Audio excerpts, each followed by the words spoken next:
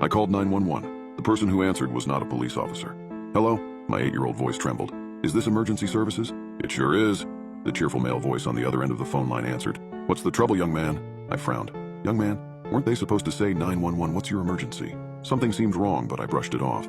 I assumed maybe it was his first day, but I never could have guessed the horrifying truth of who I was actually talking to.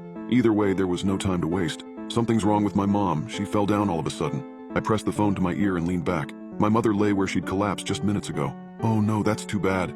Someone will be over right away. Click. I dropped the phone and crept over to my mother.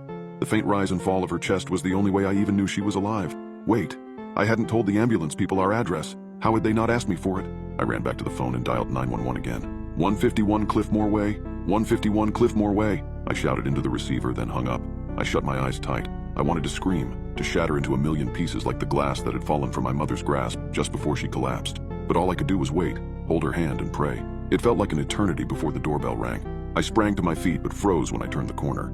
A short, brown-haired white man was peering through the window with a grin on his face. He rang the bell again, more instantly this time, and I noticed he wore a red nurse's uniform. I let out a sigh of relief. The ambulance people were here. Everything was going to be okay. I yanked the door open. Hello there, young man, the smiling man exclaimed.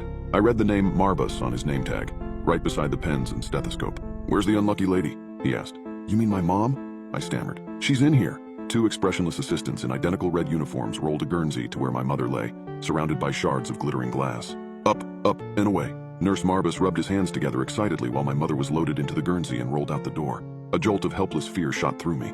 They were taking my mother away. Mister, can I ride with my mom to the hospital? I asked the smiling man. Hospital? Nurse Marbus wrinkled his forehead, confused. Oh, there's no need for that. We're professionals, you see.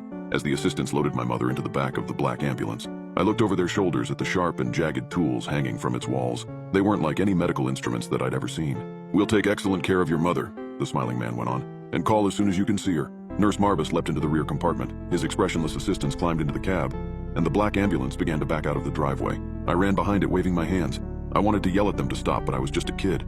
Who was I to contradict the professionals? I was still standing there 5 minutes later when flashing red and blue lights came skidding around the street corner. The two police officers muttered into their radios and looked worriedly at the scene in front of them. A crying child, a wide-open door. Did you call 911? A blonde policewoman asked. I did, I nodded.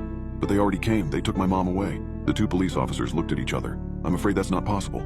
We received a call from this location, a child shouting an address, and we're the first ones to respond? The words spun around in my head. If they were the first ones here, who had taken my mom? No, I whispered, my heart racing. Then who was... Before I could finish, the policewoman pulled up her radio again. We need an immediate trace on a black ambulance that just left 151 Cliffmore Way. Suspects are potentially dangerous. The other officer